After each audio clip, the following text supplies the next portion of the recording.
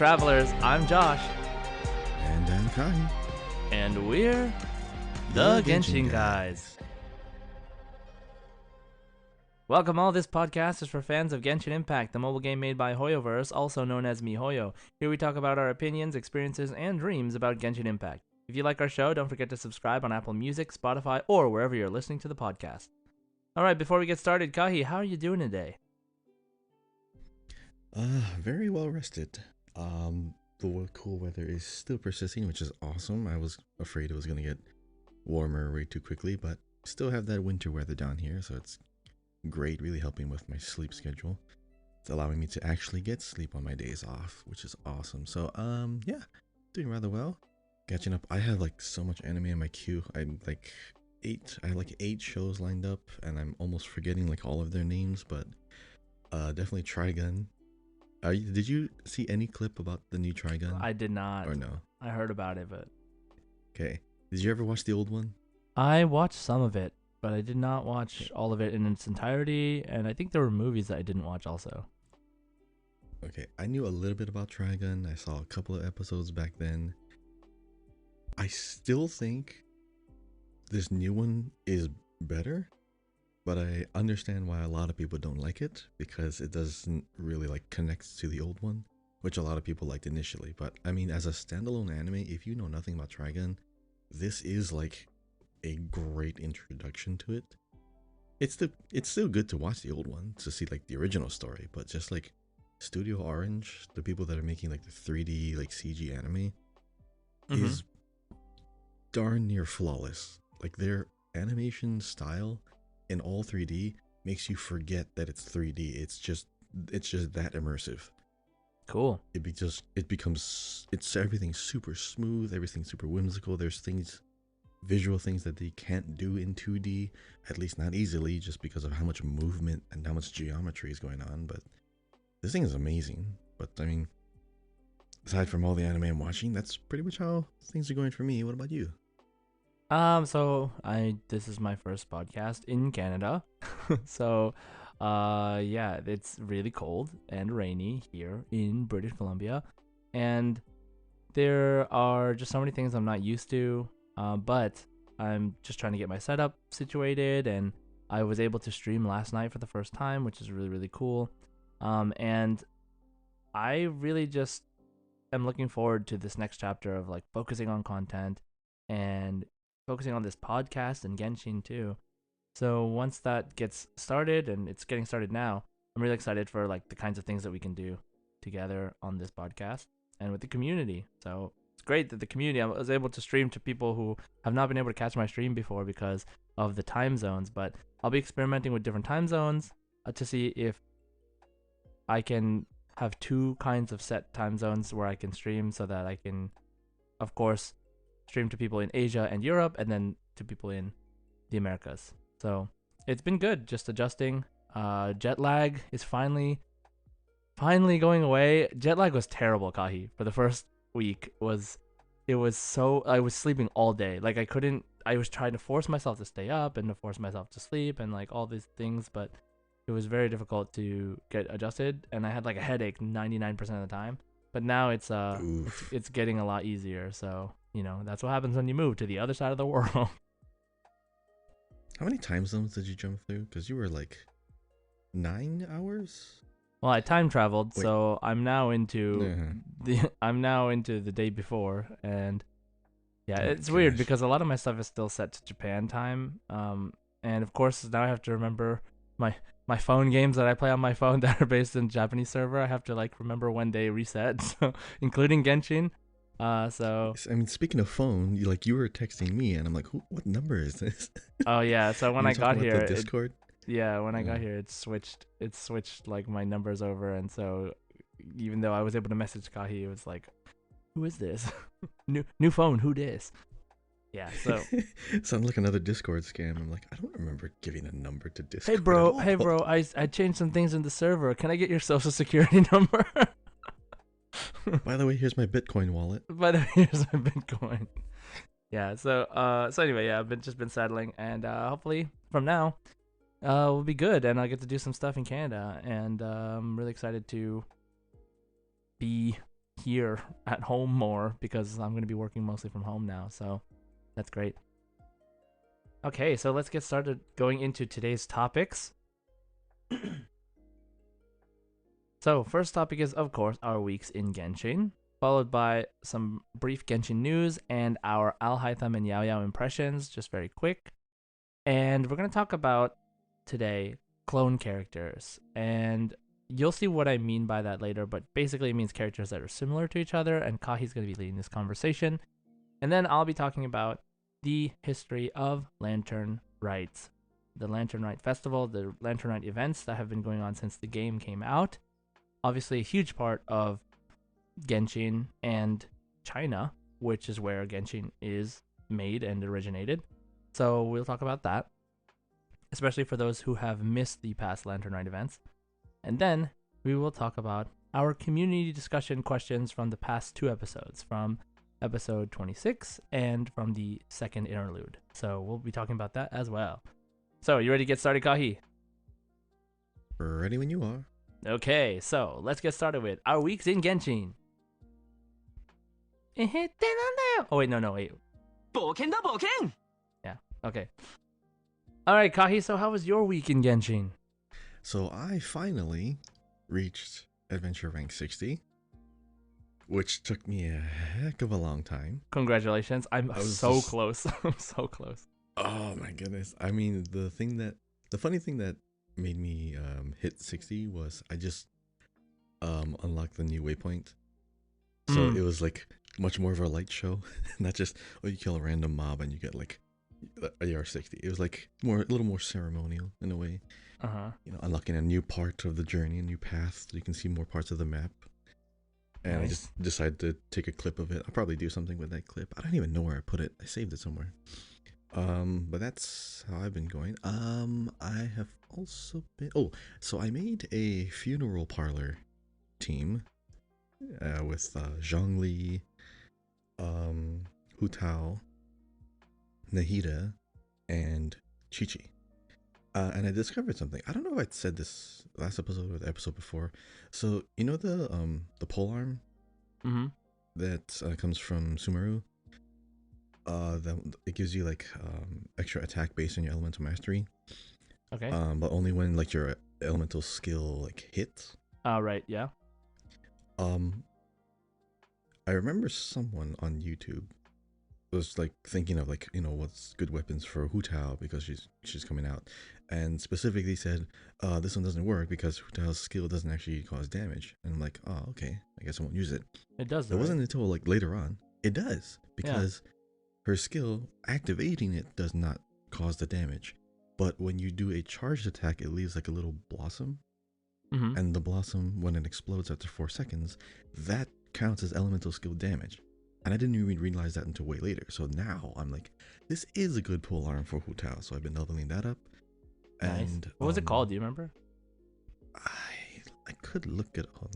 I could just open up the game here. I only know like the sword. The sword is called the Key of Kashnisut, but it's the pole arm version. Oh, you mean Sino's weapon? Oh, was that Sino's weapon? Oh yeah, I guess it was, because it's elemental mastery. Okay, yeah. So like basically like Sino's pole arm. It's called the Staff of the Scarlet Sands. There it is. Scarlet Sands. Okay. And I wanted to try to play around with Pyro a little bit more because, you know, we have another character coming out later on. Nahida, when she applies Dendro and you have like someone who applies like Pyro to it, it just continuously burns. Right. Which causes all the ticks of the burn damage is actually pretty quick. I want to say it looks like it just like 2 instances like per second. Something like that. And yeah, and with like the attack and the elemental mastery like on Hu Tao, I'm getting like almost 1,000 per tick. So I'm doing like passively, like just one attack, like 2,000 damage like every second without even attacking. You just do one attack and just look at someone else. So yeah, this is a really good burn team. Or yeah, burning team? Yeah, burning. Yeah, so I got a shield for Hu Tao. I get Chi-Chi, which also heals Hu Tao and applies like cryo. So I'm doing like melt damage, I'm doing a bunch of pyro, I'm doing a bunch of burning all at once. and I don't Y- have You to let you Hu Tao you get low don't health. you don't have Staff of Homa, right? I do, but it's on Zhongli. Oh, Because he okay, benefits more from the HP. right. So you don't want to Because, just put Black shield Tassel on and him? attack. I want a much better weapon than I have. I And mean, have if you're Staff all you're of going Homa. for, if you're all you're going for is HP, Staff of Homa gives 20% HP and then like crit damage, but the Black Tassel gives 40% HP, and Oh, it's a but it looks 3-star. better on Zhongli. True, but It looks better the on Zhongli, the though. the biggest thing is the whole how it synergizes with Hu Tao's Mhm. elemental skill, where if you had Mhm. under half health, you do like extra damage. Well, I mean, Hu Tao already, with her artifacts that she has on right now on mine, it's like she has 50% crit rate and 190 crit damage. So I think I'm pretty good. Yeah, it's just like I don't know, man. I can't help but feel like Staff of Homa is wasted on Zhongli because when the attack Yeah, I bonus you like the get HP. for like 50, yeah, but that's what I'm saying. Like if you like HP, then Black Tassel is the way to go. If you want damage, that's what Staff of Homa's for. Yeah. Plus, Staff of Homa does more damage if you have less HP. Like when your HP is less than Mhm. 50%. So I can switch it around here and there, but like I don't have anyone that benefits from the staff. Like Hu Tao is like the only character I would probably give it to, because everyone else has like you don't have Sino, my right? Raiden Shogun. I don't have Sino. I mean Raiden Shogun, she has like her 5-star weapon. What about Rosaria? Candace doesn't really It use sounds it. like Rosaria would use it. Oh, I already gave Rosaria like the battle pass weapon. It's like R5. For which one? Favonius Lance? The one from the battle pass. Oh, deathmatch? Yeah, Oh, interesting. because it's like it from the looks of Aesthetically. it matches her better too. Yeah. Aesthetics, yeah. Like sharp, it's red. All right, Kahi, you do you. You know, aesthetics, and it's your thing. It's like it hurts me to hear you using Cosmetic is meta. Staff of Cosmeta. Homa on Zhongli, and then using him for his shield and not for damage. But you know what? You do you. Well, when that comment comes down, I want to see some damage. I see. What about you, Josh? How was your week in Genshin? Anything new? Okay, so I do have something that I want to share, and it's kind of complicated, but I'm going to make it as simple as possible. I actually shared this on stream yesterday, but it has me a little bit torn. So I have one main Hoyoverse account where I have my Asia and my old Americas account. Like there's two accounts tied to the Hoyoverse account. So that's the one I started with, but then I created a new account, a new Hoyoverse account that is just for my Americas account. So the one I'm using now, the one we played with the other day, the one that has Wanderer. I paid like $50 just to get Wanderer, just so I can help level myself up. But that account is not very lucky, and it only has Wanderer and Mona. But and it's around AR 33 or 4 or something, 36 maybe. But then my old throwaway Americas account, which I just check randomly sometimes, it actually has D-Luke, it has D-Luke, Chi-Chi, Hu Tao, and I just accidentally got Al-Haytham on it. so I have Al-Haytham. I just signed in randomly. I was like, oh, let me just use the leeway event things, and I just rolled once and I got Al-Haytham, and I was like, oh no. So I don't have Al-Haytham on my main Asia account or my main Americas account, but I have him on my old throwaway Americas account, and I realized that account has more 5 stars, and it's AR 32 than my current Americas account. The problem is, if I hadn't spent money to get Wanderer on this account, on my main Americas account, I would maybe consider just switching to the other account. But because I did, it makes me think I should just level up the account that has Wanderer and not the account that has Al-Haytham, D-Luke, and Chi-Chi and Hu Tao. But I don't know, man. So many things, because they're at the same place. Like AR36, AR32, they're so close to each other. I could literally just pick one and level that one. But not having Wanderer would mean that world exploration is just way longer. And I don't know when Wanderer is going to come back. So I'm considering like just, I don't know. I'm just like thinking about it. But I think I should just like stick to Wanderer, just do that one. And then one day, if I feel like for some reason having a third account I will level up this other account. But it Oh makes me my so sad gosh. because I got Al Hytham on it, Mm-hmm. and it has so many good 5 stars. And so yeah, so that's where I've just been kind of all over the place mentally, thinking like, oh, should I do it? Should I switch back? Should I forego the whatever? But part of me also thinks that once I start getting more from streaming, from the podcast, I can put it back into my accounts and to get more characters or to level them up so that I can do more content for this podcast and for the community. So, and because my Asia account has all of my stuff in it, I can't really play with anyone from North America. Like I can't play with you. So we'll see what So happens. the thing about like having multiple accounts, I've only ever done multiple accounts in like one game, and that's like World of Warcraft. And the only reason I did that is because they always had this thing where, oh, you recruit a friend, you get like this really special mount in the game, and it looks cool, and you can't get it from any other source, and has like dual seats and everything. So I had created another account, invited myself, and then I got the mount, Wow, and then you I are just deleted the other dedicated. account. You are dedicated. I That was always like years ago. I always thought about doing that. Like, but you have to pay for a monthly twice, and you have to Yeah, like for do all this three stuff. months. Yeah, but that's so I had to funny, keep my dude. other account sub 3 months. This was like what, 10 years ago? Yeah, I was gonna say this is a I want long to say time like ago. 10 years ago. Yeah, so first of all, that's hilarious. Okay, second of all, yeah, I don't necessarily want to make multiple accounts. I would love to focus everything on one account because making a second account has pulled away from my time that I'm using to explore in the first account. But I'm trying to catch up in the American account. So yeah, I don't like I just I'm doing it so that we can play together because I think it would be really terrible if like I'm always on the Asia account and you're always on the North America account. We can never play Mm-hmm. together. And plus we Yeah, people co-op listening, stuff. I mean people listening can't play either. So yeah, eventually I would love to make an EU account. But that's like, way in the future once I've like pretty much maxed out my two accounts. And then once like I don't know cuz EU also has a lot of lag from here. So but anyway, that was my like sort of mini rant, not really, but that's my one of my dilemmas I've been dealing with this week. I got Al Hytham, but I didn't, so I actually don't have Al Hytham. Just to clarify, on any of the accounts I actually play. And so other than that, I got Yao Yao up to like C3 or something like that. So like trying to get Al Hytham. So so I've been leveling her up. So she's like level 80, I think, right now, 70 or 80. So yeah, she's been pretty great. She's not as good at Dendro application as Nahida, just because Nahida has that AOE no matter how far you are. But if everyone's bunched up, if your character's in there too, you can get like Dendro damage and healing and Dendro application and all at once. It's pretty nice, especially if you're using like a Super Bloom comp like with Nilu and Kokomi and stuff. Super fun. So I've been having fun kind of experimenting with Yao Yao in the meantime. And of course, also doing the events, which we will talk about a little bit later. But I really like the Lantern Rite event this year, minus the boat, minus the boat challenge. But yeah, so that's what I've been Wait, doing for this Yao week. Yao? Yeah.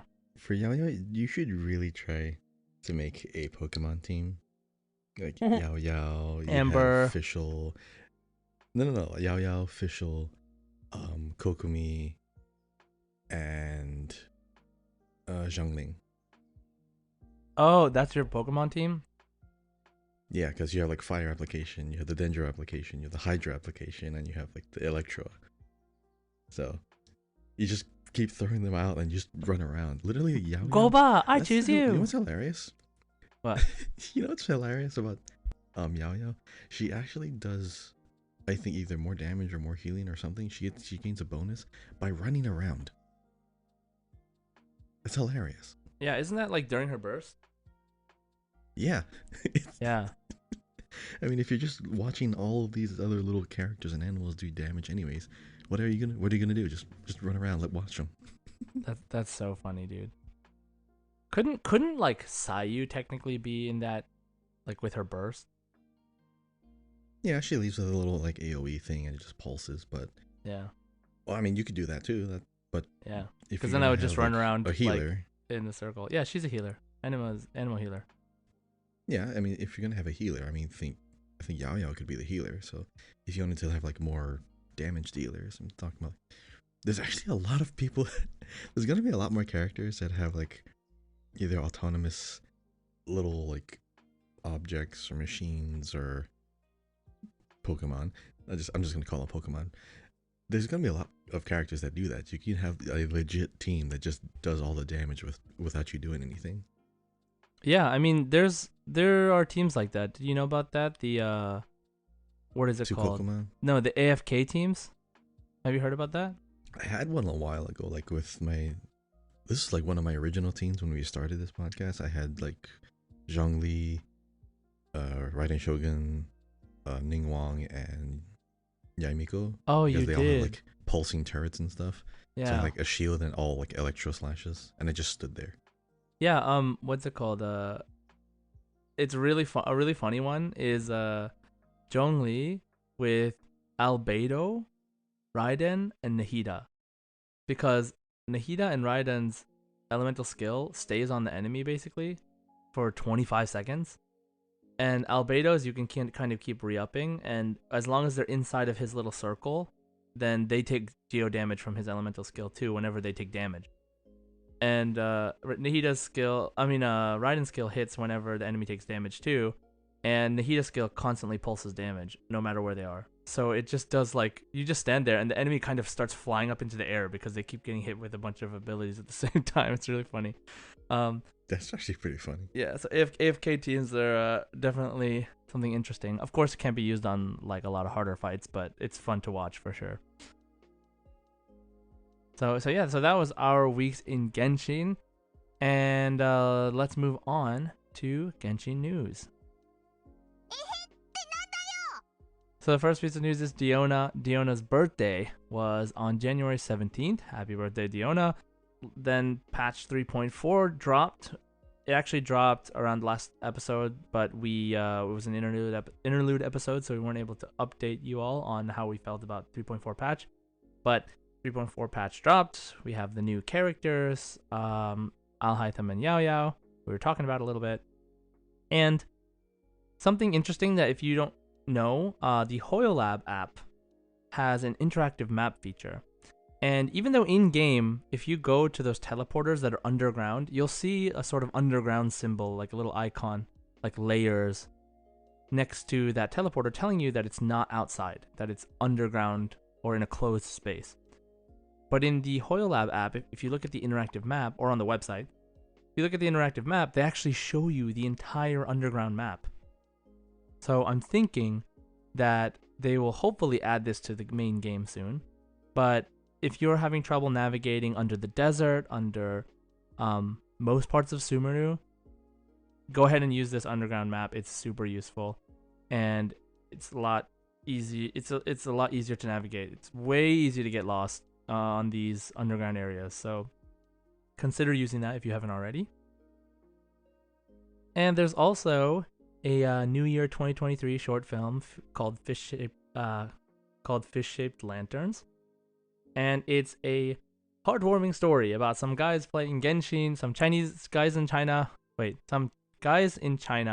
playing Genshin, and they see the Lantern Rite festival, and they think, wow, everyone's so excited about Lantern Festival in this game, but nobody's excited like this in real life. And then this one guy goes, oh, actually, my hometown, we do lanterns like this all the time, every year.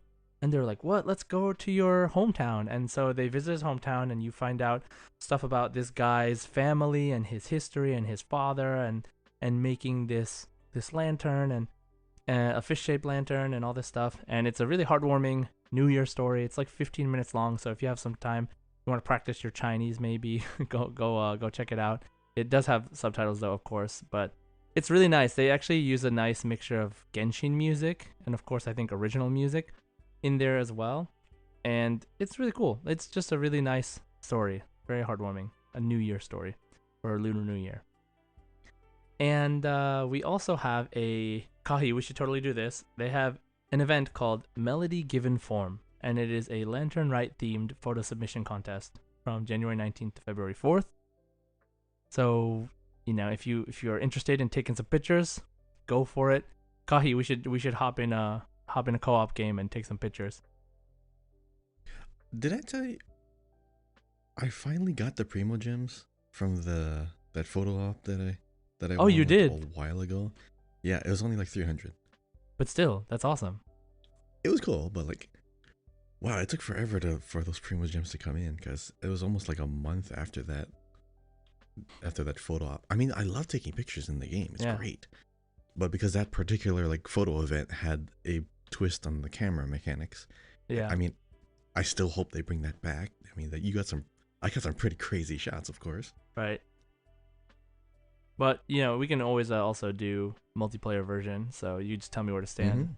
Yeah, and Oh, that'd be great. yeah. So actually, I've been getting the Primo Gems for doing the streaming, like the Twitch streaming, uh, like event. I don't know, content creation event, and like it takes about a month and a half to get the Primo Gems after the event ends. Oh, so that's normal. Yeah, Wow. so that's pretty normal because they have to calculate and they have to check the submissions. They have to make sure that you're not using someone else's information. They have to check your UID and all this stuff. And yeah, so that's great. So that part's normal. But yeah, let's take some photos. Let's do it. So then we have. Okay, so did you watch the release trailer for Yao Yao and Al Haitham? Yeah, it's pretty straightforward. It's pretty standard. Yeah, Yao Yao's is pretty straightforward, but Al Haitham's was super fun to watch. I think it was a really interesting way for them to introduce his character. Do you remember what happened? With Sino and like the Yes, boys at the the table. Yeah, boys, the boys. Yeah, so that was great. Tanari, Sino, and Kave were around the table talking about how strong they think Al Haitham is. And as they're explaining, they're showing clips of Al Haytham's moves and his showcase. And then Al Haytham walks in, and then they all start talking, the four of them. And it was so good. It was so funny, and it was really interesting. I just thought that it was a really cool way for them to introduce the character by having people sit around a table, all other playable characters sit around a table talking about another playable character and saying, "Hey, how strong do you think this guy is?" So yeah, I can't You wait know till they have to Kave do is the same playable. thing with the girls now, right? Oh yeah, I mean Either they. another male character is gonna come out, or it's gonna be another female character, and there's gonna be like a girls' night out, and they're gonna be talking about this one character. Oh yeah, It's I coming. wonder. I They have to wonder. do it. Yeah, so we'll see. I'm really hoping that this is like the beginning of different interesting introductions to the showcases instead of just being straightforward all the time. Of course, some straightforward videos are no problem, but I like that they're taking some creative liberties with it. Okay, so as far as like quickly, we talked a little bit about Yao Yao, but what is your like, impression of Yao Yao as a character so far? Maybe what you've seen online, plus like you've used her, right? You have her. I don't think I do, like, cause I was gonna wait till I get. I'm not spending any wishes at all, cause I'm waiting for like the events to stop being time gated, so I can just pick her and just get her the free copy. Oh yeah, and then save Um, up for Dia, right? yeah, cause I'm not rolling at all. I mean, of course I have like standard wishes that I got from getting to AR 60, but I'm not rolling on any special banners. I don't really need Al Haitham. I have Zhao already, and I have like two of his spears, so I have like an R2. Primordial Jade Ring Spear. What's it, Jade? Promoter Jade, yeah. So I already have like everything I need. But Yao Yao, like first impressions, she's not overpowered. She's just fun. She's almost like Kuki in a way. Like her skill is fun to cast, and her burst is fun to use. And then, like I mentioned earlier, like she gets a bonus from running around and jumping. I think that's absolutely hilarious.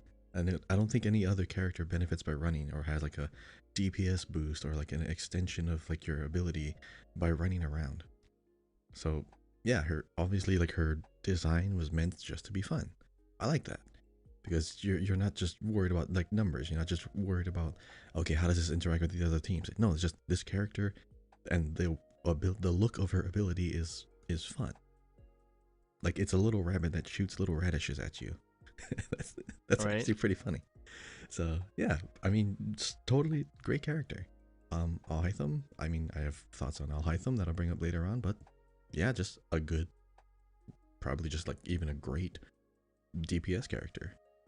But I think just at this point, with all the characters, like with the what is this? What's the phrase? With the saturation of characters and like in the mix right now, I mean, there's obviously going to be better ones that maybe fit other teams better, maybe people who are objectively stronger, but these are still good characters.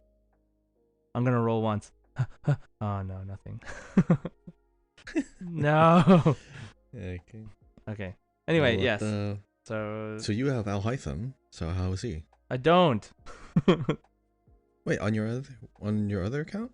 Yeah, I don't use that account. I told you. Like I basically don't Oh, have so you Alhaitham don't even because okay. I don't have anything on Effectively that don't, account. yeah. I don't play it like that account. I just signed in. So every once in a while I check in and I just like grab everything in the mail and I'll just roll Mm-hmm. for the lulz. Anyway, mini rant part 2 over. So yeah, so I actually don't have Alhaitham and but you don't have Alhaitham either, right? So just Nope. from like so do you play his trial at least? Oh yeah, totally. Yeah. So what are your impressions from the trial? He's good. He's really cool. Like he does a lot of attacks. It's wide range. He does attacks where it's like his sword spins around him, which is awesome. He has the mirror thing, which if you have more mirrors, you can do more instances of damage, and his skill. It's yeah, it's very, very, very similar to Kaching, just more swords. Yeah, It's I almost like think. a mix between Kaching and like Jingcho in a way, but Oh, yeah, it's yeah. just I think it's interesting because unlike Xingqiu, he when he has those light mirrors, if he switches out, he loses them. So yeah, there's that's awful. yeah, it's kind of like what makes him hyper carry in a way is that he needs to be on the field to make sure that he can get the stacks or whatever. Like I haven't watched too many videos on him yet because honestly I was waiting to get him, but I still haven't got him yet. But yeah, I will look into it. But from my impression so far, he is really fun to play as a DPS. He has really flashy moves. Obviously he's Dendro, so that's really strong right now in terms of the game's overall elemental space. Like what elements are being used a lot. Dendro is very strong, and yeah, he plays a little like Kaching. So he has like this teleport, and his burst is very similar. That does a lot of instances of damage very quick, a lot of hits. Al Haitham, I don't have him yet, but I know he's popular, and I know that he has a cool character design. So it's just gonna be basically up to you if you want to play him. But I think that a lot of people also feel that if you have Kaching, that their playstyles are really similar. So if you're going to, even though they're different characters, if you're going to play, for example, if you have Kaching and you thinking about getting Al Haitham, you might be okay to skip him, just because their playstyles are so similar. So if you want some different feeling playstyle, so if you, for example, Wanderer is totally different, right? Even Sino is totally different. Yoimiya is different. I mean, yeah, they're button mashing, but they feel totally different when you're playing as them. Those might be something else to consider. I know I have a friend who's considering skipping Al Haitham for Yelan and maybe even Dea. So totally up to you what kind of characters you already have and what kind of characters you want. We talked about hybrid carries before, and I really think that hybrid carries are cool because you when you play as them, when you play as these selfish characters on the field, you get to feel like you're playing as them for a good amount of time in each fight. And Kaching and Al Haitham feel similar in some ways. So depending on how you play Kaching specifically, but yeah. So I think it's really interesting discussion, which kind of leads us into our first topic about character clones. Mm-hmm. So Kahi, take us away. Yeah. So the first time this happened, and to the community, I feel like they were pretty well receptive to it. When Yunjin came into the picture, she was the second character that could do like a counter move. Like the first character was always Beto. The immediately people were trying to point out the exact differences. Some people thought, oh, she's just like a Beto clone, but like she's functionally different in a lot of different ways. So a lot of people are saying, hey, Beto, Yunjin, Candice, they are the same character, but they have enough differences even though their moves do the same thing. So Beto, you can hold it, redirect it, like you can turn her character, and when she gets hit, twice. She does like a really big wide AoE, electro slash, and her attack speed gets faster. Now Yunjin, you can just keep holding it, and after a while, it will just automatically release a hit. But of course, if you get hit, it automatically like triggers that too. When Candace came out, it was still different enough because she could continuously hold it almost indefinitely, and then it just automatically releases. And then if you get hit a certain amount, it gets stronger. So it's every time there's been that ability, it has evolved. It functions differently, even though like the core of it is like, receive damage, counter with more damage. That was fine. It's not functionally the same thing because they're kind of like support or utility based. Because they're not really used as attacks, they're used as a defense mechanism, and then you can just switch to another character and then do the actual attacks. The thing about Alhaitham and Kaching is that they're both supposed to be DPS characters, and their attacks are all based on doing more damage, and they do function the same way. So Kaching, you can like throw the stiletto, you teleport to the stiletto. Alhaitham, you like aim and you teleport to where you aim.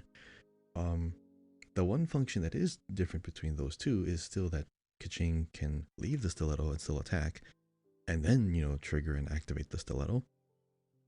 Or like she can just leave it there and then do an instance of damage on the spot without teleporting.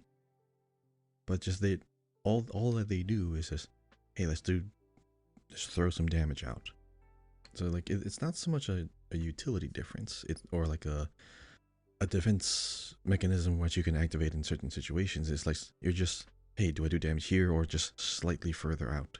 They're like you mentioned, they're hyper carries. Like you're trying to, if you have them on your team, you're not really getting any benefit from them if you don't focus everyone on your team on them, because Kaching is not a support character.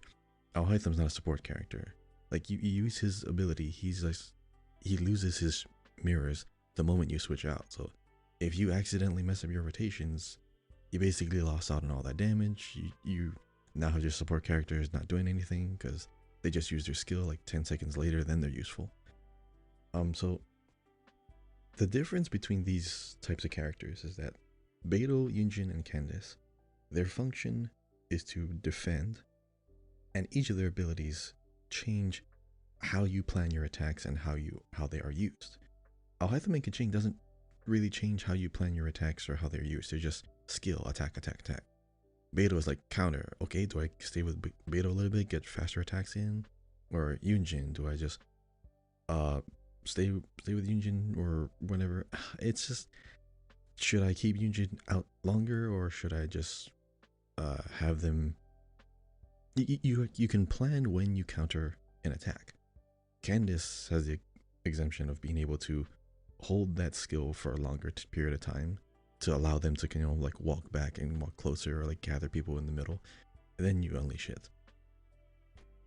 So if you're talking about characters that are very, very similar, very, very different, Josh, what is something that you feel, if they have to have another character that has the same abilities as, let's say, I don't know, Albedo, like, hey, it lifts them up in the air and it's a Geo character. Like, what do you think makes a character different enough or not enough? Like, from what you've seen. What makes a character different enough? So, I want to point out something about this like Beidou, Yunjin, Candace thing. And like the Yelan Qingqiu thing. So Alhaitham and Kaching first, like I feel like, yeah, they're very close together. They if you put a lot of their moves side by side, they basically fulfill the same role in the same way, like you're saying. But for Beidou, Yunjin, and Candace, they're actually pretty close. Like, all of them have a talent that makes it so that when, for Beidou and Yunjin specifically, if you guard the moment you get hit, it fully charges your ability and you counterattack. Like, they both have that. And Candace has when her shield is already out and she takes one hit, then she will get full charge, and then you can let go of it, and then she'll do like her full damage. So I think like those characters, those their skills can be used in exactly the same way every time. Like until you get, if you don't have the talent, then maybe it's a little different. But like, because for Yunjin you have to charge, for Beidou you have to take hits, for Candice you also have to charge. But once you get that talent, they actually kind of work the same way. What then kind of changes it up as far as how they are as characters, because Alhaitham and Kaching, their skills and bursts are almost the same. But then Alhaitham has like the thing where he has the charges with the mirrors. But for Beidou, her burst is totally different from Yunjin and Candice. Beidou Exactly. adds, right, she adds like some she adds the like on hit does more, like does the electricity. So they're all similar in that Which all of chains. their all of their bursts augment normal attacks. So Beidou's adds electricity as like an extra onto your attack. Yunjin just helps you do more damage, like your normal attacks do more damage, and Candice helps your elemental attacks do more damage, and helps you do more damage from your normal attacks. Infuses hydro. Well, your normal attacks do more damage. Wait, let me see. Characters deal increased hydro. Yeah, it infuses hydro, but characters deal increased elemental damage with their normal attacks, is what it says. So all of them increase your normal attack damage in some way or another, but they all add a little extra effect, right? Now, the other thing to mention is all three of these characters look completely different. Like, the way that they do all of these things are very different too. Like, Beidou holds her sword in front of her and does the counter. Yunjin does her thing with the flag, and she actually gets a shield when she counters. And then Candice holds her shield in front of her, which is cool because nobody has like an actual shield besides Candice. Like, she's the first. That's awesome. Yeah, she's the first character that has like a sub weapon almost. And so they're like, if you look at their kits on paper, they're almost the same in a lot of ways. They're just slightly different with their bursts. But then they feel different. Right? Each character feels totally different, even though two of these characters use a polearm. So, is that different enough? Like, I think it kind of is. I haven't heard that many people complain about it. I know that people will replace them in teams. Like, they'll say, like, oh, you could put Yunjin or Candice here, or you could put, whatever. But I don't hear people saying, like, Candice is a waste of a character slot, or Yunjin is a waste of a character slot. I don't hear that. You know what I mean? And then another thing with Yelan and Xingqiu is they are very similar. Their skills are totally different and bring something different to the team. But their bursts, which is, what both of these characters are mostly used for, are very similar in that they do damage and apply hydro. The interesting thing is that it seems like there are some characters that benefit more from Xingqiu and some characters that benefit more from Yelan based on the cadence of their attacks, because the rhythm of how they apply hydro is slightly different. So, and many people use them both on the same team, which were just like because overloaded. They changed the hydro. Yeah. Yeah. The hydro synergy. Yeah. Yeah. So they buffed hydro, so now it's like it's even better for both of them. So, yeah. So those things, up until now, I've felt that these characters that are really similar, it makes me think at first like, oh man, so it's just like a different version of the same character. But at the same time, like, the characters are different enough, and their play style around that can be different enough that, I mean, I don't feel like I'm upset that any of these characters exist. You know what I mean? Oh, for sure. Like, they're still good characters. They're visually great. They're fun to play. Regardless of variation, they're good characters. Because, I mean, honestly, if someone doesn't have Beidou, then they can still get Yunjin if they wanted a counter character. If they don't have Yunjin, they can then go with Candice. If people didn't get Kaching in the past, now they can get Alhaitham and still be able to get that playstyle. So Yeah. there's a benefit to having the characters existing. But if you already have a lot of the other characters, I can see why people are like, should I even waste my money on this? Do I even need this character? Because I already have someone that does this. I already have a counter character. I already have a hyper carry. Do I need these characters? Right. They should exist. But do you, if you have everyone else, do you need to add this one to your collection as well? Right. I mean, but like if you're going for collection aside, like one thing to consider is that Beidou, Yunjin, and Candice are all 4-star characters, and then Xingqiu and Yelan are 4-star and 5-star respectively. And you know, a lot of people think that Yelan is like the 5-star version of Xingqiu in a way. But you know, because Yelan does a lot of damage, and I think that because their bursts are a big part of the team comps that they're in, they are compared but in that way a lot. Of course, Xingqiu's skill adds the resistance to interruption, a little bit of healing, and all this stuff. This is one of the first cases of Yelan is the 5-star version of Xingqiu, right? But in like Beidou, Yunjin, Candice are all 4-stars. There's no 5-star counter character, right?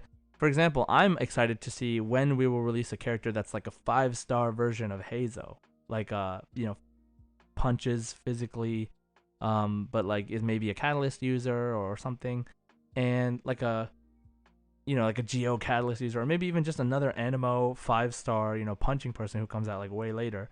Like what does like the full 5-star version of like an existing character type look like? I think the closest thing we've seen is like Yelan Xingqiu.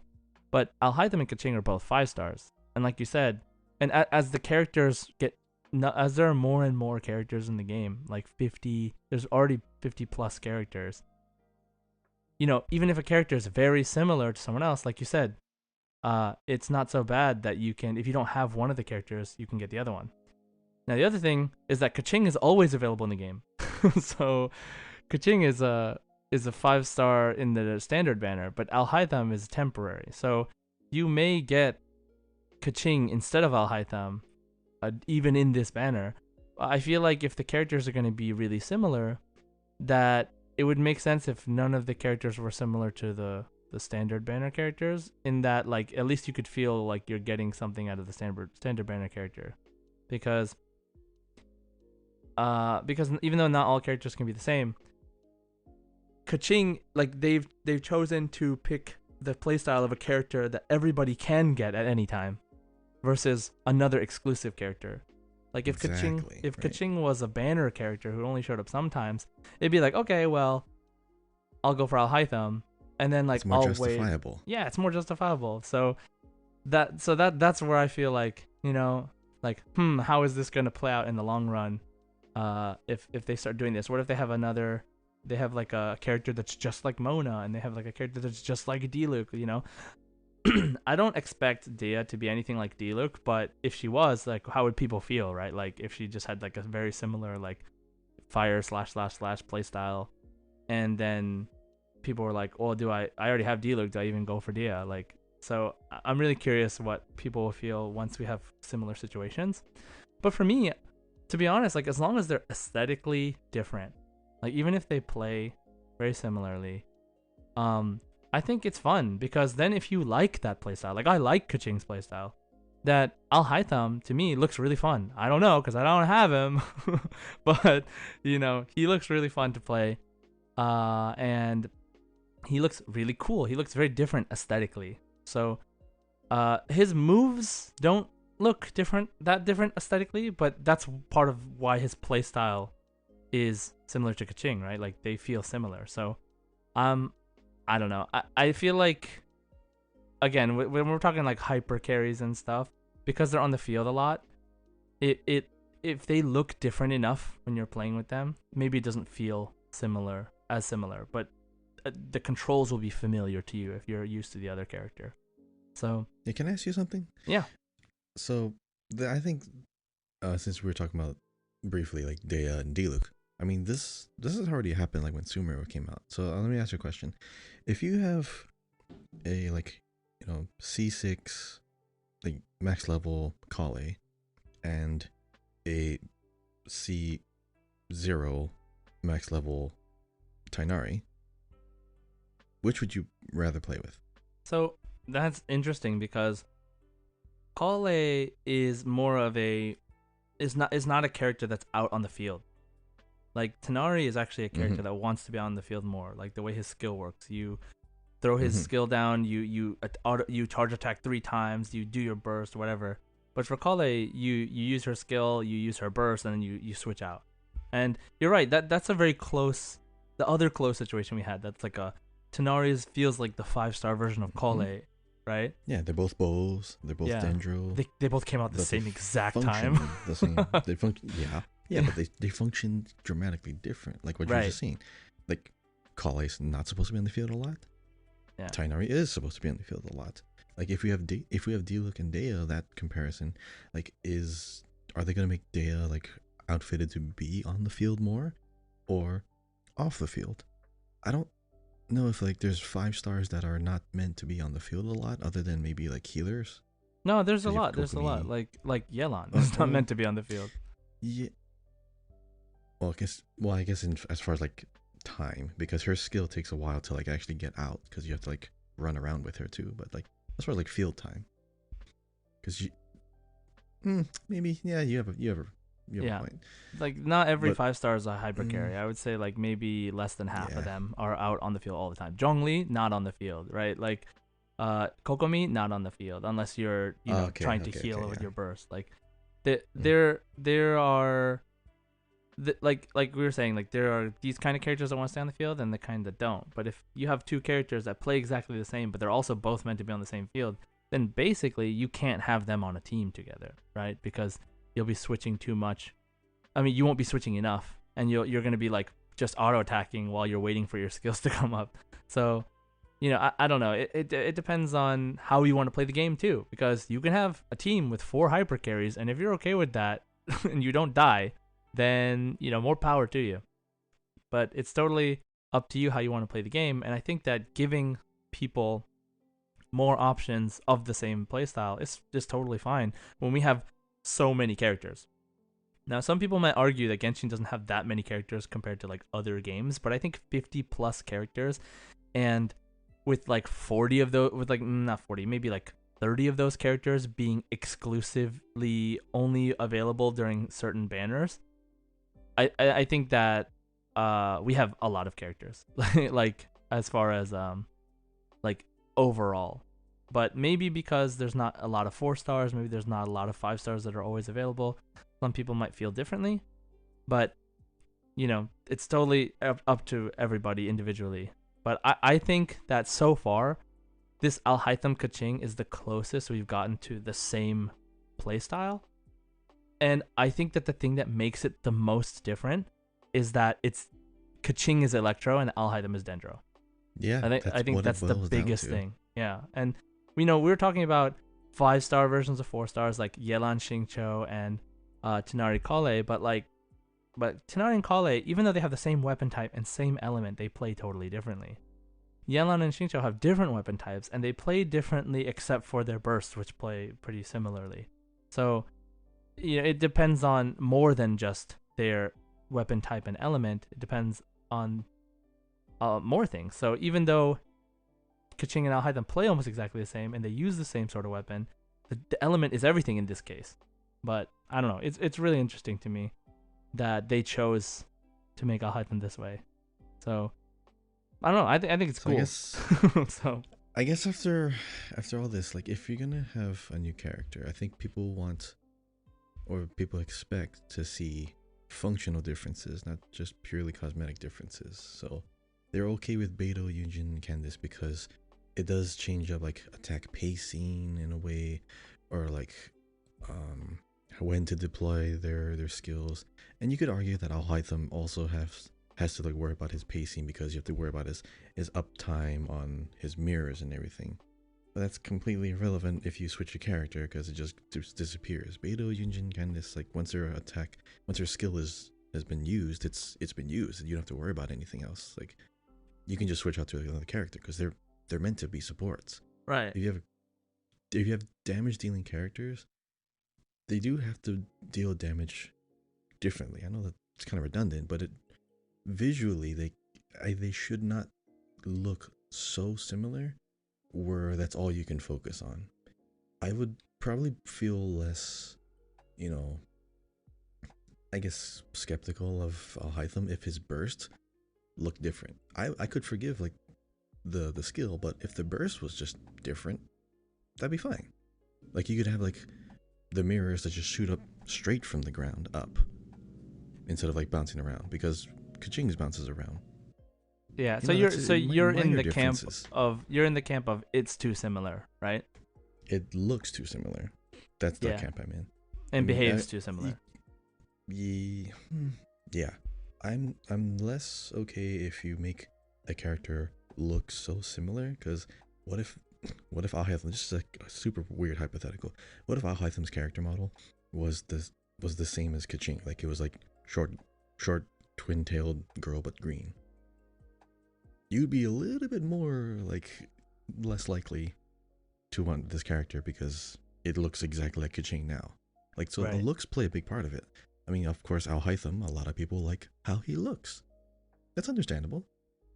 But the looks cannot be too similar. At least in my opinion, it shouldn't be too similar if you're gonna come up with a character that people have to pay for. Yeah. Well, having to pay for is like depends on whether you're save or not, right? Oh yeah, free to play, like or like spend. Yeah. Just you have to save and spend on because Maybe like this is wait, part of their I strategy because started those they have things. the Lantern Rite going on, so like maybe they're hoping people don't have to pay for it.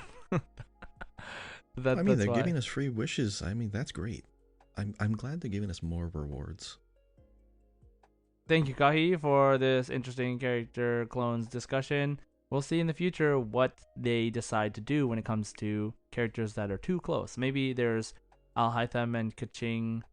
Maybe there's people that complain about Alhaitham and Kaching. Maybe they decide not to take that route for a while. We'll see what happens in the future. Woo! So, yeah, interesting stuff.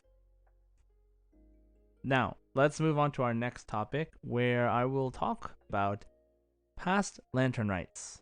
So, Lantern Rite Festival is pretty great. It is a annual event that Genshin has, and Lantern Rite Festival itself is celebrated in Liyue on the first full moon of the year and lasts for 5 days.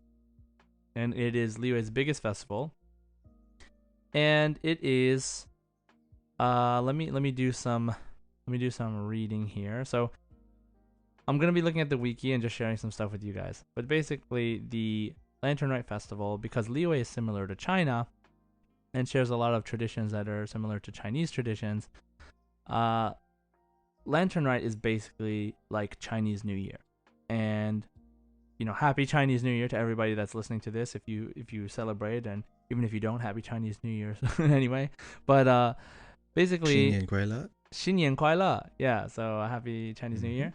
And now basically here it says, originally, people began releasing lanterns as a way to remind soldiers of the way home and to never lose sight of themselves. After the Archon War ended, it became a way to commemorate those who sacrificed their lives during the war and eventually evolved into a festival. The Lantern Rite coincides with one of the largest outbursts of power from the gods who fell in the Archon War, which Shao has to battle against during the festival's duration. So this was from before. So tradition, every year one fallen hero from Liyue's history is selected as the subject of the Lantern Rite's Mingxiao Lantern, a massive lantern constructed from materials donated by citizens and visitors alike. The Mingxiao Lantern's size depends on the largest chunk of plastrite found in the previous year, and its design is based on the form of one of the Adepti who died to protect Liyue. So we've had three different, or we're on our third Lantern, right? But we had two more. We had one in version 1.3 and one in version 2.4. And now we are in version 3.4 and we have our current one. So let me talk, Lee, about 2021's Lantern Rite in version 1.3. The first Lantern Rite story. At the start of the Lantern Rite Festival, Ver Goldet asked the traveler and Paimon to look out for Shao, and perhaps even entice him to experience the festival. Just having dealt with the Star Snatcher situation and unexpectedly meeting the spirit of the fallen Yaksha Pervasis, however, the two believe it is not the best time to disturb Shao. Instead, they head to Liyue Harbor to experience the festival for themselves. They speak to people around the city, helping out and finding out more about the festival. This year, the Mingxiao Lantern, a massive lantern built using materials contributed by people throughout the city, is dedicated to the late Adeptus named Skybracer, who saved Mount Tianheng from collapsing by sacrificing his antlers and continuing to battle the enemy god until his death. Then, later, work on the Mingxiao Lantern is at full swing, which presents a problem when the Traveler and Paimon encounter a suspicious individual loitering around some highly flammable materials right near the lantern. Fearing that this man plans on ruining the festival and the food, which is Paimon's concern, they decide to take matters into their own hands.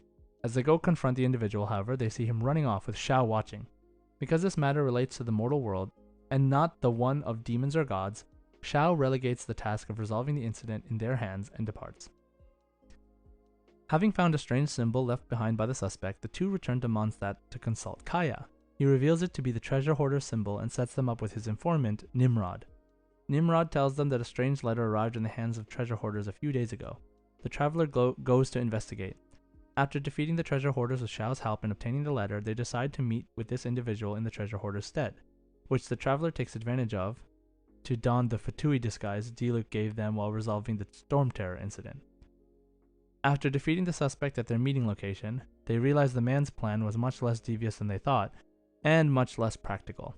That he was found around flammable materials was a coincidence because what he really wanted was to cut the tethers on the Plastrite and somehow get it to stop floating and hide it in the ocean as the perfect heist.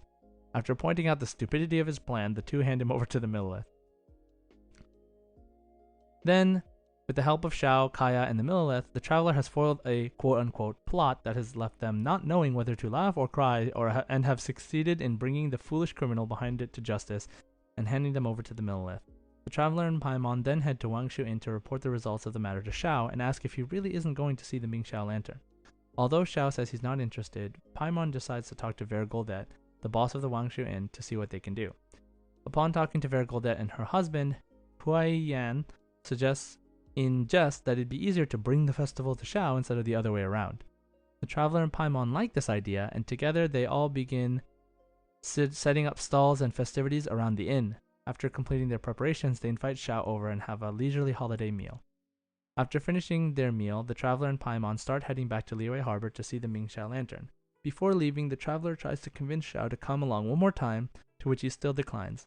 But the traveler and Paimon hatch a plan to bring Xiao to the outskirts of the city where he could still see the Mingxiao Lantern by convincing Xiao they needed an escort to protect them along the road to the city. Once the group arrives at the outskirts of Liyue Harbor, Xiao says his goodbyes and reiterates his disinterest in the festival, and the traveler proceeds into the city. After night falls, the Mingxiao Lantern lights up in the night sky as Xiao looks on in wonder. So that was the first event. That was the story of the first event. And during this first event, there was actually the Theater Mechanicus. You remember that? I really enjoyed the Theater Mechanicus. Yeah. Okay. I'm trying to remember what that one was. What? That's the tower defense, Kahi. Oh, that's what they called it. Yeah. Okay. Yeah, right. the Theater Mechanicus. Yes, I love those. Yeah, those are great. That was really fun. They had that. I think that might have been the first time that they released it. So that was a really interesting twist of the gameplay. They also had the Stand By Me event, which is similar to now, where there's like a festive fever. You do a bunch of missions, you do a little mini games, you do a Theater Mechanicus, and you can pick one Liyue 4-star to join you. And at that time, it was only Xiangling, Beidou, Xingqiu, Ningguang, Chongyun, and Xinyan. So we have come far in our Liyue 4-star pool. So that was the first event. There was also I think a tower defense kind of thing. There was a thing where you had to craft Xiao lanterns by gathering materials. So I still have mine. Yeah, so 86. Yeah, so it was a really good event, I think. It was the first one. They had a really impactful cutscene at the end where they show Xiao looking at the lantern and the Adeptus, spirit of the Adeptus kind of running around in the lanterns. It was a really nice cutscene. I definitely recommend you check it out if you haven't already seen it. So that was the first Lantern Rite event. Now, the second Lantern Rite event was called Fleeting Colors in Flight. This was the 2.4 event. And we had a couple of different things to do here. We had, oh yeah, we had to like create fireworks, so we had to smelt things. So there was like a mini game where you had to put just the right amount of color, size, and height to each firework, and you had different You smelting had to come up with a techniques. sequence too, right? Yeah, you had to come up with. Like after you made them. Oh yes, yes. Yeah. So yeah, there was that. There was that part of it as well, where you refined them into what you wanted, basically. Then there was a boat event, of course. And there was another event. Oh my gosh, I love this event. It was the event called Wondrous Shadows, where you have to move the little figure to create a shadow of something recognizable. You remember, Ooh, like those were tricky, but yeah, yeah, they were fun. I Yeah. love those. So that You was had to make a shadow puppet by moving all these weird, weirdly shaped objects. It was never obvious what the shape was, but it, you could move them like unidirectional, like right. all 3D, not 2D, like or not just like oh turn left, turn right. You had to like really tilt it with your touch screen or your joysticks or like the Yeah, mouse. it was You had like to be you were really actually particular. holding a 3D object in front of a light, and you had to create the shadow. It was very interesting. That one I would also recommend looking up. It's really fun. Wondrous Mm. Shadows. Some were two pieces, Oh and yeah, it was so confusing. That you had to like move two different pieces, and then you had to twist them around, like around each other, like rotate them, or, like you have the orbit around each other, and then the shadow creates the picture. So, yeah. Those oh were man, some. that was Those a was super those headache. were some of my favorites. So so yeah, so at the time there was prosperous partnerships. So this was again, once you do a lot of the stories, once you do a lot of the event, you can get enough talismans to pick a Liyue 4-star character. So in addition to the Xiangling, Beidou, Xingqiu, Ningguang, Chongyun, and Xinyan, they had then added Yunjin and Yanfei. So you were able to invite them during the event too. And if you had enough of the talismans, you could unlock Ningguang's costume. So for whatever reason, I had not been playing at this moment, and I actually missed getting Ningguang's costume. So I ended up having to buy it, which sucks. But it was You could buy it. yeah, you can always buy it. Like you can buy all the ones you didn't buy, Mm. that you didn't get. But Huh, interesting. yeah, but you could have got it for free if you did the event, right?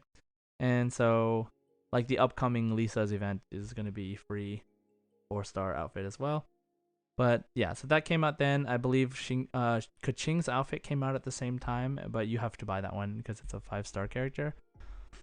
And yeah, so the story. Let's go to the story of the second Lantern Rite. So, returning to Liyue to celebrate the Lantern Rite, the traveler and Paimon head to the Yuhei Pavilion and find Ningguang sending her secretaries off. Ningguang greets the pair and explains that after the recent events in Liyue, she and the others decided to incorporate fireworks into the year's festival and explains the history of fireworks to them. The two then decide to visit Kaching, who is busy organizing the fireworks. Down at the harbor, they find Kaching finishing up preparations with Pengyi. Kaching greets the three before she takes her leave, being the busy Yuheng she is. Ningguang remarks that Kaching has always been busy but is concerned about her health as she insists on doing most of the work herself instead of asking her subordinates to do so. The traveler offers to help check in on Kaching as Pengyi gives them a launch tube. When Paimon suggests asking a friend for help, the traveler immediately thinks of Zhongli and heads to Wangsheng Funeral Parlor. The fairy lady informs them that Zhongli went out with the director to third round knockout. Arriving at the restaurant, the two find Zhongli, Hu Tao, Xiangling, and Guoba at a table and join in. Hu Tao, Xiangling, and Guoba leave to allow the traveler and Zhongli to have a private conversation. Zhongli listens and suggests that they indirectly inform Kaching to take a breather by telling a story incorporating her daily life and those of her friends. Kaching then inexplicably arrives, having sought the traveler. She explains she wanted to give some festive gifts to the Adepti, worried that they had forgotten about her and her sudden intrusion to their lands. She had sought Ganyu out at first, but she was on leave. The traveler accepts and tells her that they would like to watch the fireworks with her once the work's done, which she also accepts.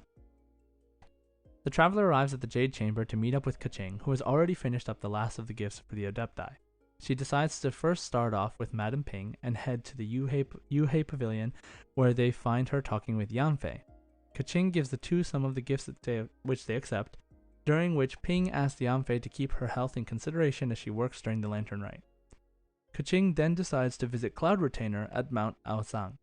When they arrive, they also find Ganyu, who is surprised by their arrival. She gives Cloud Retainer the gifts, which she gracefully accepts, taking particular interest in the launch tube. Kaching asks Cloud Retainer where Mountain Shaper and Moon Carver are, as she also wishes to give them gifts. But she tells her that the two have gone missing on a trip before realizing the two might have gone on a journey together, but promises to keep the gifts for the two Adepti. Shenhe soon arrives with some food from the harbor. Traveler asks Cloud Retainer if she has seen Xiao, who tells her that she hadn't. Cloud Retainer then tries to talk about a story from Ganyu's childhood, but Ganyu excuses herself under the pretense of important work which Kaching tries to support. Cloud Retainer does not press the issue further. Of course she doesn't want her to tell her about her childhood stories. But Cloud Retainer does not press the issue further and remarks about how busy Ganyu is, asking Kaching to watch her health. She explains to Paimon that if one were to exhaust themselves in work, they would not be able to enjoy the benefits of their work before she and Shenhe depart. With the gifts delivered, the only Adepti left to give them to is Xiao, and they decide to head to Wangshu Inn since he usually hangs out there. Upon arrival, they run into Baiju and Chi-Chi by chance, who just returned from picking herbs for the upcoming festival. Baiju remarks on how busy Kaching is even during the Lantern Rite. The two then head to Vergoldet, who tells them that Xiao is likely on the rooftop terrace. Once there, Xiao surprises the three by warping into them. Kaching gives them the gifts, which he somewhat declines as he's only focused on keeping Liyue safe from demons before he leaves. With all the gifts delivered, Kaching suggests a break and they head downstairs, where they find Pengyi. Pengyi informs her that after delivering the fireworks to Xingce village, the fireworks were stolen. Kaching decides to investigate herself, but the traveler insists on coming along. She tells Pengyi to prepare another batch of fireworks, this time with an escort. Arriving at the village, they speak to Granny Roshin, who informs them of where the fireworks were being held. Upon arrival, they spot footprints on the ground and follow their tracks to the outskirts of the village when they hear a commotion and join in. They find Xingqiu and his servants, alongside Chongyun, apprehending a treasure hoarder named Kang Sheng. Kang Sheng claims that he and his group wouldn't have attacked if he knew who the convoy was affiliated with due to the Feiyun Commerce Guild's influence. Kaching tells Xingqiu to have his servants bring him to the harbor for interrogation, which he gladly obliges with. The two young men then learn of the fireworks theft and agree to protect the village for the time being, while Kaching heads off to investigate who might have stolen the fireworks, telling the traveler to rest. After resting, the traveler catches up with Kaching, who had just finished her investigation. A group of treasure hoarders who were responsible for the thefts, and she found their cache of stolen goods left unguarded. The traveler chooses to accompany her to the location where they find Xing Xiu and his group and apprehend the criminals, their treasure hoarders. They surrender after a brief scuffle upon realizing that they're fighting the Yuheng, and Xing Xiu admits that he and his men were stealing fireworks to create a ruckus in the city so they could steal plenty of items. Kaching departs to scout the area to apprehend any more thieves, tasking the traveler with bringing the criminals to the village and handing them over to the Millelith. Upon arriving at the village, Xingqiu and Chongyun depart due to their busy schedule as the criminals are put into custody. Then they hear fireworks explode in the distance. The traveler, fearing that Xingqiu's group were alerting their fellow thieves, heads to the location where they find Kaching. Kaching states that she was messing around with fireworks and accidentally set them off, but reassures them that all the criminals have been apprehended before she leaves to steal the case, telling them to spend time in the city. As Paimon remarks on how busy Kaching is, Traveler remembers Zhongli and they head off to meet him. Returning to the city, Zhongli had just finished a conversation with Yunjin. Paimon brings up the idea of a food-related story with a chef who cooked excellent food but eventually lost his reputation due to stubbornness. Zhongli approves of the story's meaning and wishes the traveler luck as they head to Kaching. Outside of the Ministry of Civil Affairs, they spot Kaching wrapping up business with Jing Cheng. Jing Cheng correctly takes the traveler's arrival as a reminder for Kaching to take a break, stating that he could handle the new patrol plans to protect the city. Kaching accompanies the traveler to the Jade Chamber, where she changes into her new dress that Ningguang had tailored for her. The fireworks show starts as everyone across Liyue, including the Adepti, celebrate the Lantern Rite. And the last part. Arriving at the Jade Chamber, the traveler speaks with Ningguang, who informs them that she is still seeking to replace what she had lost from her original Jade Chamber after dropping it on Osail. Having tasked Beidou with reclaiming as much as possible, she suggests that they visit Beidou at the Crux. Upon arriving at the ship, they find Beidou with Xinyan, who is relieved to learn of the traveler's assistance in the endeavor, as she and her crew have been trying their best to claim as much of Ningguang's belongings as possible, although the massive sea and their larger ships meant that they have some difficulty doing so. The traveler offers their own boat for the job, which the two women find somewhat cramped, but suitable for collecting treasure. While they explore the ocean around the Guyun Stone Forest, they find treasure hoarders collecting treasure too. The first trail leads to a group led by Carmen. After realizing who he's up against, he quickly surrenders all of his goods and flees with his crew. Further investigation leads to another group led by Liu Liu, who also flees with his crew without the treasure despite trying to stall for time. Beidou, realizing the traveler's boat is too small to carry the goods, decides to have all the collected items dumped in the area so they can collect it all in one go, worrying that the Sea Drake and his men might run into more treasure hoarders. She tells them to report back to Ningguang.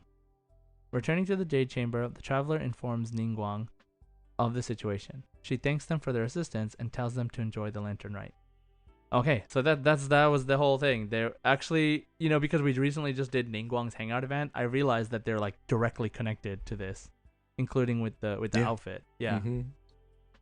I think they introduced her hangout like during this time. Yeah, so that not makes everyone sense. originally was available.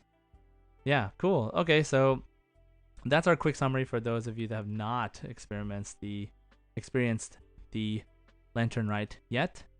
And I definitely recommend looking up the cutscenes if you haven't already seen them.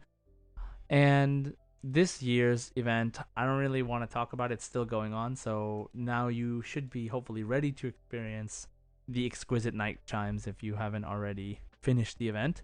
But we still have some time before the event's over. So now you have a little bit more context as to what's going on in the event. So yeah, that's the Lantern Rite. Before we continue, do you remember... I don't think I remember seeing it, but I know they give us some fireworks. But do they give us the ability to craft the lantern, or like any lanterns this time? I don't think so, because I think you needed the special materials. We can do fireworks, but yeah. Yeah, so I still have some lanterns that I can launch. I think I'm just gonna wait till the ending of this. But yeah, what was your favorite part of the past Lantern Rites, Kahi? As far as like a story thing, I think what's more memorable is like the first one, because I mean it's the first time the event happened, and also it's kind of centered around Zhao, which is still a very early like character. It was still fresh in everyone's mind, and everyone kind of knows his backstory. I mean, it makes sense to have someone like that, like encouraging them to, hey, take a break for a little bit. I know you've been slaying demons and everything this entire time, but just relax a little bit. They brought that back this past, there was another video where they had Zhao come back from, having all his nightmares in the middle of his fighting. Right. So, holiday events like this, it's just meant to, like, help everyone get their recharge, help people just have some fun again, just not have to worry about grinding, min-maxing, and being a meta slave and everything. Just, hey, fun little events you can have, and then you can get free materials. Just have some fun with it. Mini games are actually a great way to take a break from a game within the game. Like it's one of the benefits of having the style of Genshin and their engine being able to support all this kinds of different gameplay styles. For me, like, the most memorable Lantern Rite was the first one, just because it was one of the first big breaks people got to take and still be able to just chill out. I like that. Yeah, it's pretty great. My favorite was I also liked the first event story-wise, but my favorite was that, now that I remembered it, that shadow thing. I love that. That was so fun. I love Theater Mechanicus too in general, but man, Theater Mechanicus got better after that. It was like the early version, right? Kind of like how we had just had Windtrace recently, and how it's much better than the older versions. So yeah, I think it's really cool to see how far we've come for those of us that have been playing since the beginning. So yeah, Lantern Rite. Woo. So Happy New Year, everybody. 新年快乐. 新年快乐. So, Kahi, would you lead us through the community discussions? All right, so this is our first major episode after our second interlude last week. So we have 2 community questions that we are going to be getting through, and the answers aren't going to be that long, but it's just from the episode 26. What are you most excited for in the upcoming patch, which of course is now live? So yeah, what are you most excited for? We have, I believe some of these are from Twitter as well. Okay, we have Fangirl Kazu. I'm most excited about the Lantern Rite event story. Yes. I miss my precious Leeway characters and want to watch them interact and celebrate. It's always good, always refreshing. We have Saulives, which is also known as Sarah. Probably the new desert area and the Eternal Oasis, because they can be one or another lore bomb, but also, of course, the Feeble Scholars banner, because I wanted too much, because I waited too much. Yeah. The Eternal Oasis, just by looking at it on the map, definitely looks like there's something really big going on in there. I haven't gotten that far in the story yet, but I really am curious, going further and further underground into the desert, finding some new cool places. We also have T Origin 1, definitely my first Lantern Rite. Hey, congrats, welcome. And the Zhao rerun, and this thing with a super long name. Yeah, I'm trying to figure out what that is. This thing with a super long name, is it like the desert of Hadramaveth? Yeah. I don't know. Like the new area? That's probably it. Could be, yeah. Yeah, maybe it's Genshin Invocation TCG. No, just kidding. Next we have Kira the Hedgehog being able to get Al Hytham. Yes, definitely everyone's favorite character so far. Or lately. Amel Strange, Yao Yao, collecting all the baby characters. Yep, I'm pretty sure a lot of people are trying to craft their collection to be thematic. A lot of people want the Archons. A lot of people want all the what do they call the Ikemen? Yeah, a lot of people want the baby characters. The tall boys. Mm-hmm. Some people just want all the Electro characters. Next we have Z Kaffel, who's looking forward to everything. Yeah, sums it up. Same. Most excited for everything. Skylix King, Hu Tao, and Yalan. The banners are really good because Hu Tao is very strong Pyro, Yalan very strong Hydro. Yeah, so many people are excited for this. I think banner. they're on the same power level. Yeah, they're 2 really strong characters, and their weapons are both really good too. So a lot of people are really excited for their banners. I feel like it's gonna be up there on the revenue banners. Elliot is also excited for just Hu Tao. Yeah, I mean, the more I play around with Hu Tao, I'm kind of disappointed I haven't been playing with her a lot. Right? So yeah, I she's get really that. fun. Her attack style is great. Todoroki Shoto. Shoto! Oh, Shoto. Todoroki Shoto. I hope your dad's okay. I heard he's in the hospital. I'm most excited for Nilu rerun. That's an anime reference for those who didn't get it. His father's not actually it's My Hero Academia. Yes, okay, My Hero Academia. The character. Mm-hmm. I'm most excited for Nilu rerun. Did not get her the first time. Also, you guys really should get Genshin streamers in here like Tuanto, Dish, and Atsu. I think I'm gonna wait on that. Yeah, I was thinking outside that radar. I was thinking in the future we'd definitely get some guests to talk about Genshin with us. But for now, yeah, we're focusing on our thing, and then I would love to play games like Whose Voice Line, Kahi's Riddles with those people. That would be really fun. So, eventually we'll get to that point. But thank you for the suggestion. Katharina, the banners and Lantern Rite. Yes, the banners are always something to look forward to. Lantern Rite is a once a year thing. Always good to look forward to it. Sasuma, free 4-star. I can get Yao Yao since I'm waiting for 3.5 banners to pull. Yep. Yao Yao, I mean, you're gonna get naturally. And then, just like me, I'm waiting for the next patch. Lucas Orsag, Hu Tao and Yelan banner. With average luck, I'm spending about 450 wishes in Wow. it. And the weapon banner. Wow. That's a lot. That's a lot. Because as someone who's not spending anything right now, like I'm just doing like the dailies and just getting maybe like one wish every day or other day. 450 is a lot.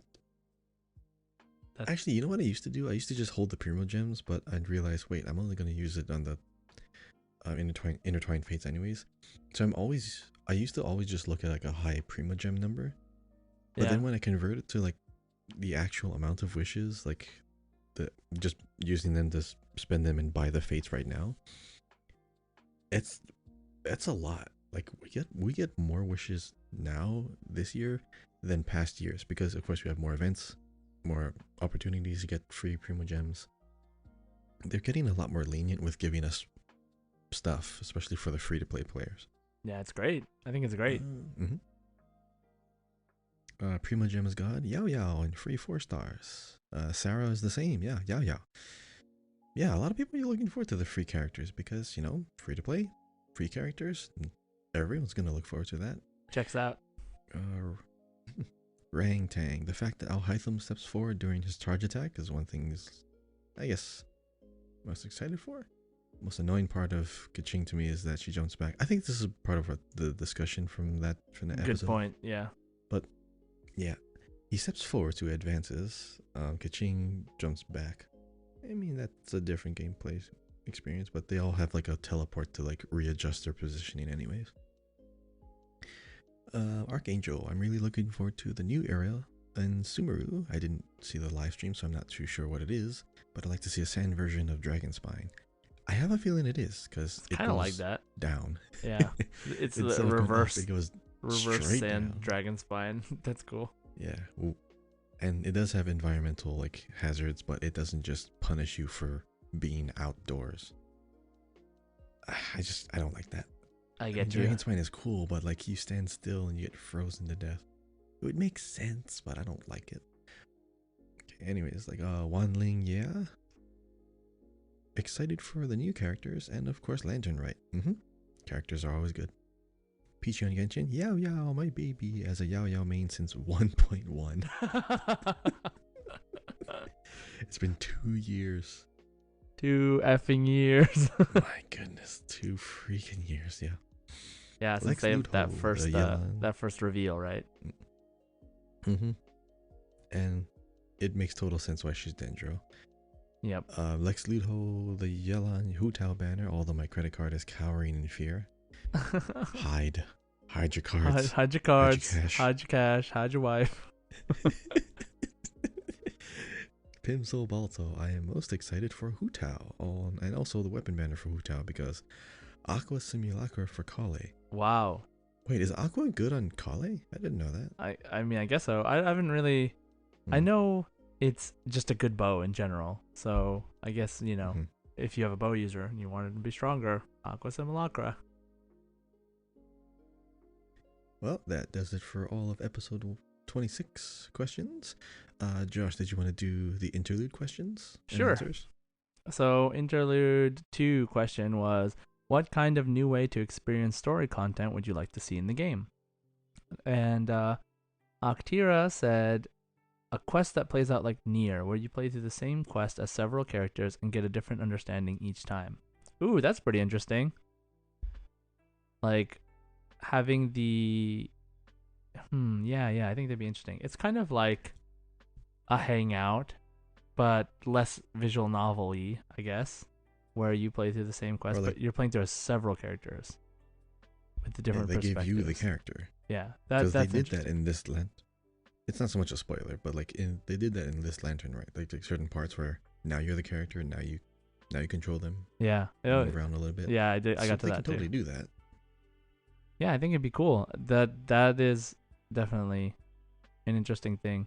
They actually, so in Honkai, in the story for Honkai, because Honkai is not like Genshin where you run around a big open world, but Honkai, you actually through the story play as the characters in the story. Like you rarely get to use like your party of characters. See, that's great. So it has it's good for the story part of it. It kind of sucks if you got a really good character that you want to try using because you never get to use them in the story. But there's a bunch of other game modes to use them in. So yeah, I think would be interesting for Genshin to let you play as these characters more often.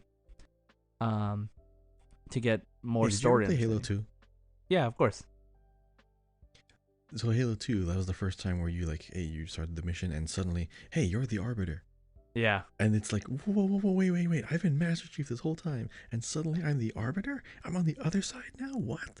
I'm seeing what they're going through. I'm seeing their story. That was a mind blowing moment. No one expected that. So good. Yeah, I mean, I would love for them to pull out something that we don't expect. That would be really cool. It's kind of the point of this question, right? Like, what would we see that we're not expecting? Peachy on Genshin, a song like what Yunjin did for Shunha. Also, C6 Yunjin, yay, yay, congratulations. So, Congrats. yeah, so a song that was like lore based. Yeah, I think that is an interesting way to experience story content. I know it's like uniquely Yunjin that she did like this opera, but of course there are other styles they could do for this in the future. So we'll see. I mean, Fenty tells songs slash stories a lot, so but like an actual song and not just a poem, I guess is what you're getting at. So yeah, I like that too. Okay. That's a good idea.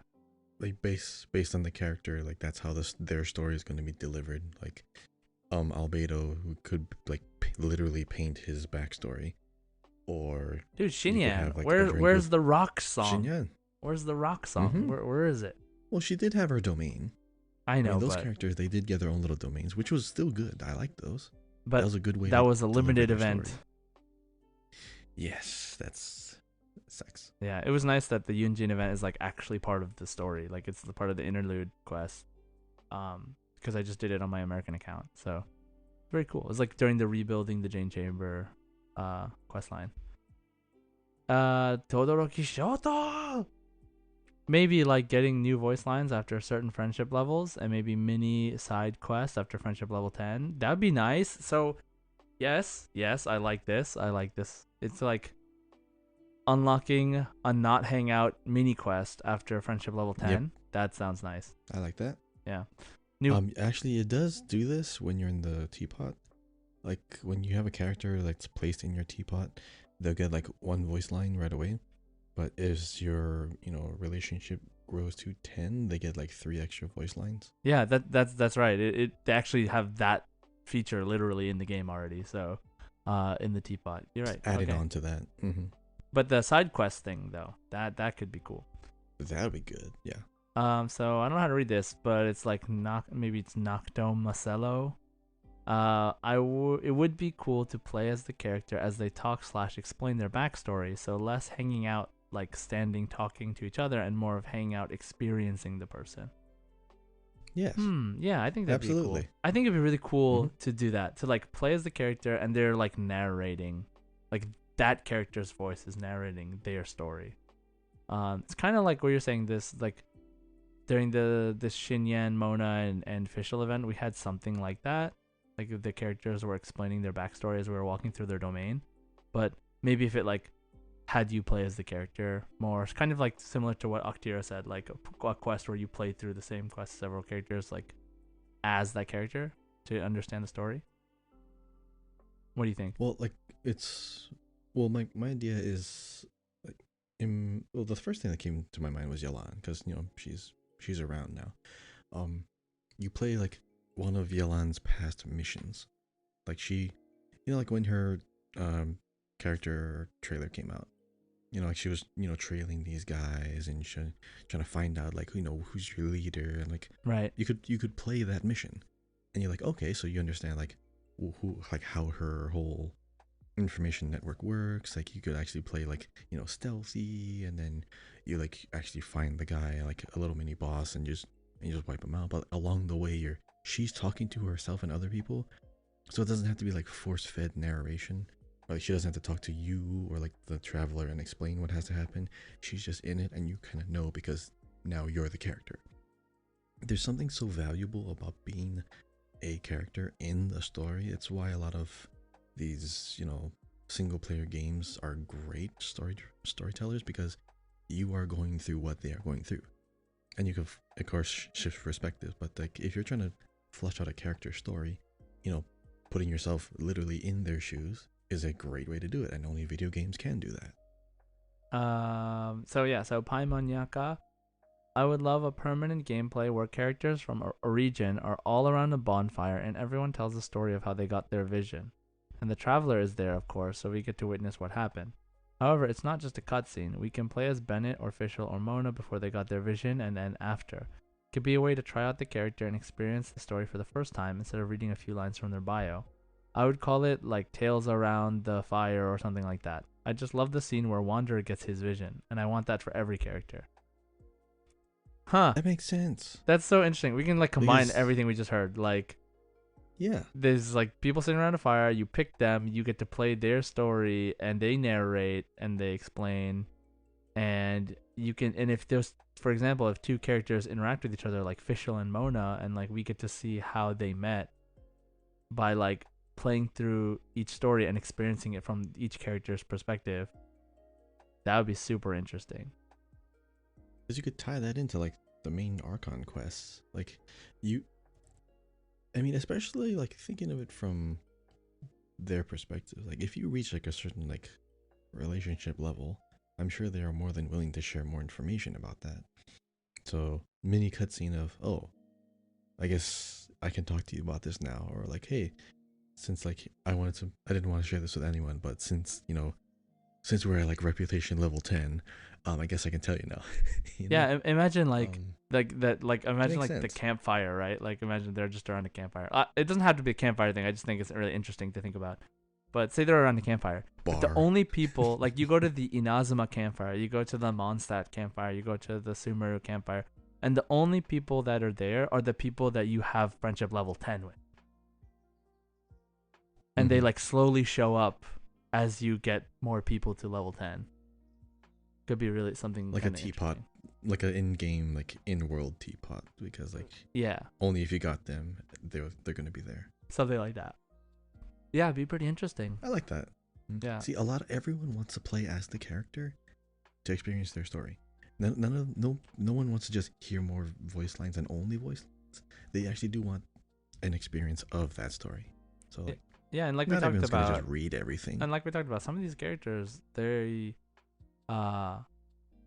meant, like Fischl and Xiangling, they're like meant to just like come out, do their skills, and leave. So you don't even get to play as them a lot of the time, even when they're in your party.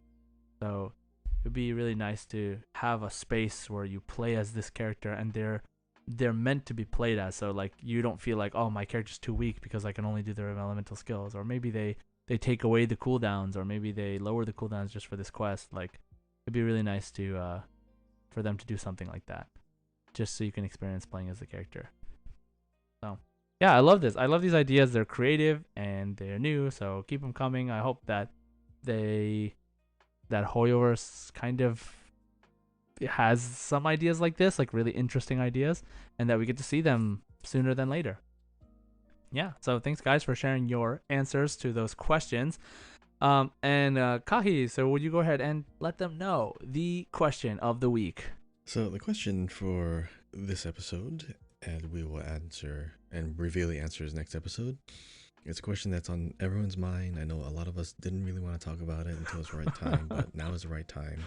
We want to make sure that everyone is able to like get their thoughts on this, so that they don't have to hold back so much. The question is, who would be the best addition to Beto's pirate crew? Now take your time on this. I know it's a heavy question. I know it's like a lot of you maybe have essays planned already, and this is definitely the time to get them out. So yes, This is like who would be the best addition to any Beto's pirate crew? any like NPC or anything, or playable character we're talking? You know what? I mean, if people remember some NPCs, I would love to know, because maybe, actually, yeah, if you have an NPC that you remember, and that's the best addition, tell us why, and maybe like who that NPC is, like a little reminder. I mean, no one remembers every single character. It'd be nice, so. But playable if you know an character, NPC, okay let too, us right? know. Yeah, so NPC or playable. Great. Okay. I'll have to go through the books for this one. But yeah, so for the answer to the question, everybody feel free to join our Discord, answer on the Discord channel for the community discussion question, or answer on Spotify. We're going to be posting the question on the Spotify as well, or reply to our Twitter post about this episode. So any of those three options, feel free to answer the question. We want to hear from you, so let us know. Okay, everyone, that wraps up the show for today.